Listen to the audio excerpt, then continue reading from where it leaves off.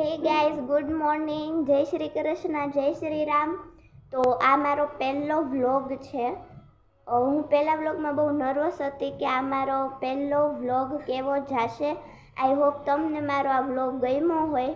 મને ખબર છે કે મારો પહેલો વ્લોગ છે તો બહુ સારો નહીં હોય, પણ ધીરે ધીરે હું તમારા ભેગી જોઈન થઈશ તો મને પણ ખબર પડશે કે વ્લોગમાં કેવી રીતે કંઈ બોલવાનું હોય, કાંઈ પણ એડ કરવાનું હોય તો તમે મને કમેન્ટમાં જરૂર કહેજો.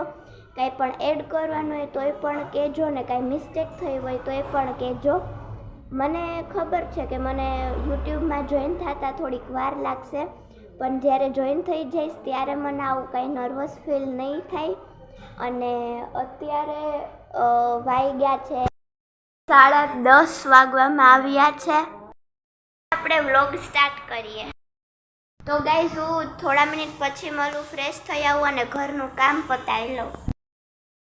તો ગાઈઝ, હું ફ્રેશ થઈને આવી ગઈ છું અને હું મારા બાજુવાળા આંટીના ઘરે ગોળણી થઈ હતી તો અહીંયાથી પણ આવી ગઈ છું. અને તો અહીંયાથી જમીન આવીને અને તમારા સાથે જોઈન થઈ છું. તો અત્યારે અમે આવ્યા છીએ ઓશિયા મોલમાં. અહીંયા અમે શોપિંગ કરવા આવ્યા છીએ. અહીંયા મમ્મી બધાની કુર્તી જોતા હતા અને હું મારા ટોપ જોતી હતી. મમ્મીનામાંથી એકાદી કુર્તી ગમી તો એ દીદી માટે લીધી છે. અને અહીંયા હું સેલ્ફી ખીચતી હતી અને અહીંયા ઇયરિંગ્સ પણ હતા, પણ મને જરા કંઈ ન ગમ્યા. પછી મમ્મી કુર્તી પાછી જોતા હતા. એ પર્સ હતા, ક્રોક્સ હતા, શૂઝ હતા, ચપ્પલ હતા, ઘણું બધું. અરે યુનિકોર્ન બ્રશમાં પણ હોય. અહીંયા વોચ હતી, પછી કિડ્સ વોચ હતી, અહીંયા ફોનનું કવર હતું, અહીંયા ચાંદીના ભગવાન હતા, મીન્સ કે એની મૂર્તિ, અહીં નેકલેસ હતા. અને પછી આ ટોપ જે એની પ્રાઇસ 2000 હતી. ટોપમાં કાંઈ હતું નહીં.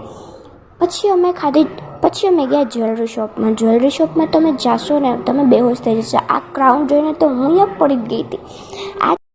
ગાઈઝ, અમે મોલમાંથી ઘરે આવી ગયા છીએ અને હું ખૂબ જ થાકી ગઈ છું અને મને ઊંઘ પણ આવે છે. તો તમને બધાને મારો વ્લોગ ગમ્યો હોય તો લાઈક, શેર અને સબસ્ક્રાઈબ જરૂર કરજો. Bye, good night.